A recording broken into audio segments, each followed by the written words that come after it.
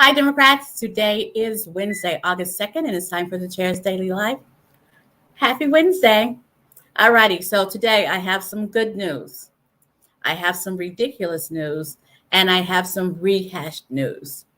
So I'm going to start with the good news, right? Because I want you guys to keep watching me. So the good news is that OU, according to Forbes magazine, OU was rated the number one employer in the United States of America for women. OU is the number one employer for women in the entire country. That is wonderful news. I just love to hear anything that Oklahoma is tops in, and that is wonderful. That is great news. So that's my good news. Y'all still with me? All righty. Let's talk ridiculous news. Senator Rick Scott of Florida has issued a warning that if you believe in socialism or big government, you should just not even come to Florida. And I guess all of the leaders, the political leaders in Florida, all got together, sat down, and had a meeting to see how they could be most ridiculous. We have DeSantis, who has famously picked a fight with Disney, the number one employer in the state. And now we have Rick Scott, who is attacking the folks who are coming to Florida, right? We've all heard of snowbirds, and snowbirds are senior citizens who choose to spend, who live in places with a cold climate, who choose to spend their time, and a lot of times retire in states with warmer climates, Florida, Arizona, but Florida specifically. Got to tell you, Social Security is, if by the loosest definition, is socialism. So he's saying, old folks don't come here, not if you're on Social Security. And if you're young and you want to be employed by Disney, understand that we're fighting with Disney. So basically, between the two of them and the news of the 100+ temperature water off of the coast of Florida, everybody's saying don't go to Florida. So don't go to Florida. All righty. So here comes my rehash news. If you have a TV or radio, or you receive the paper, or you know somebody, you are aware that the last president got handed some more charges yesterday. All right. So I'm going to briefly talk about it because I think you've probably heard enough, but I'm going to give my spin so that you guys know that I'm staying on top of stuff, that I watch the news. Right. So there were 4 charges. Right. And basically what he's saying is that the last president knew that the big lie was a lie. We all knew it too. But what's important is they believe that they have proof that he knew that the big lie was a lie and kept using it to raise money, kept using it to disrupt the electoral process. He knew that the big lie was a lie. And that the 6 unnamed co-conspirators worked to create the illusion of uncertainty. So for people who were hanging on to facts, they worked to make sure they put out words and confusion to confuse people so people would not be satisfied, not be confident in our electoral process. Number 3, there are 6 new people being indicted behind this nonsense. The news I was watching tried to name them. I don't need to name them. I'm not going to court. I'm not a lawyer. But there are 6 new folks that are being indicted behind all of this nonsense. And here's the most important part to me. Republicans are talking about everything but these new charges. They're talking about everything but these new charges. Now, there are folks on Twitter who are saying stuff like, Hunter Biden something, something, and the next day Trump gets in trouble. Hunter Biden something, something, the next day Trump gets in trouble. Cut it out. Let's pretend like maybe that's true. But Hunter Biden will get his. It doesn't mean that the last president shouldn't get his. So blah, blah, blah. But let's talk about our representatives, right? Langford, who is the most the biggest Twitter user of our elected officials. He is always on Twitter whining about something. He's talking about Planned Parenthood. He's talking about green appliances. He's talking about the right to force their faith on others.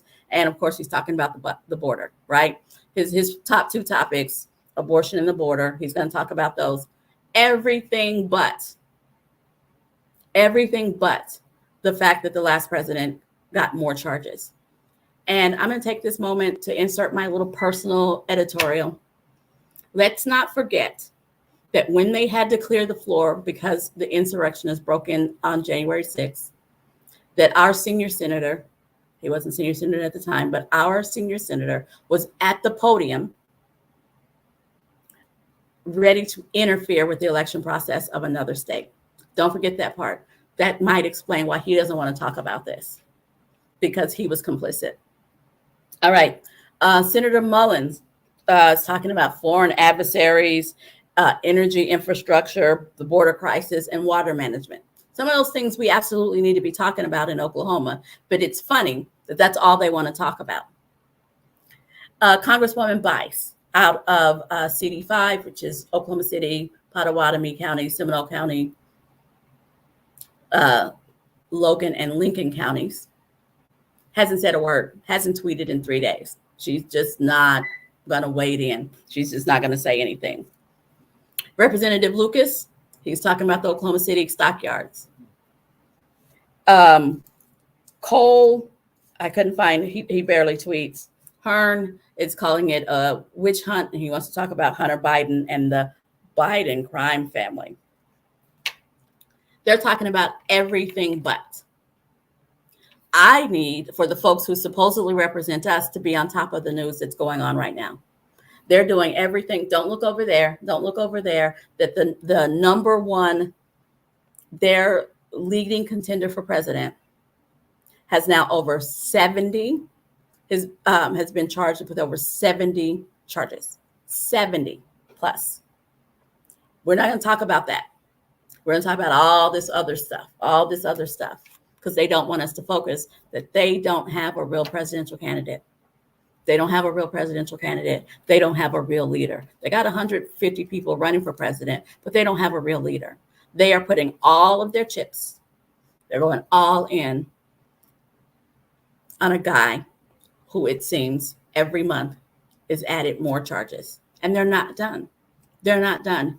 He's still going to be, while he's campaigning, while everybody else is campaigning, he's still going to have to be sitting in court defending himself against these charges. And so this is the part where I say he has a right to defend himself, and he's innocent until proven guilty. I hope y'all got all of that. But here's the thing. Of 70 plus charges, we know that there's going to be some plea deals, there's going to be some guilty, there's going to be some reducing some charges, but he will not walk away from 70 plus charges with no charges. He will not walk away from 70 plus charges and into the White House. Because while he's in court, our current president will be out there making his case that he's the guy who was rebuilding roads and bridges. He's the guy who negotiated the deals so that car prices could come down with the CHIPS Act. He's the guy who's out there protecting our veterans who've been exposed to burn pits. He's out there protecting their health.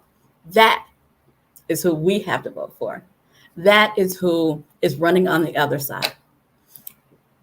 A real president, someone who has a record to run on, a positive record to run on. That's who we have to vote for. The other side is in total chaos. The other side is, but what about? That's what they're doing. That's why I get to get up every day proud of being a Democrat, because as I say often, and I feel compelled to say again today, I'm on the right side. We are on the right side. So if you're not involved now, it's not too late. Go out to okdemocrats.org, click on our party, and find your county office and see how you can get involved. How you can make sure that we're registering as many Democrats as we possibly can. Make sure that we can get the word out to as many Democrats as we possibly can. Because this is the election year. 2024 is the year that when they put up the little shape of Oklahoma about the presidential, we won't be completely ruby red. There'll be some light red, and we might have a light blue county or two. This is the year, but it's going to take all of us working. It's going to take all of us working. So if you're not volunteering now, please find a way to volunteer. If not for the party, please volunteer for a candidate. I know of at least 30 candidates that are out there right now working, trying to earn votes. So find a candidate to support. But now is the time. We can't wait till next year. We have to do it now. And if you feel so compelled and you want to help the party, please, well, thank you, Debbie. Please donate to the party. Please donate to the party at okdemocrats.org. Donate. There are all kinds of ways that you can help us turn the tide from what's happening now. Turn the tide so that we can finally stop talking about the last president. I'm so over it. And focus on what we have in front of us. Focus on re-electing a president who's focused on improving the lives of Americans. Thank you for joining me, and I'll be back here tomorrow at 4:15.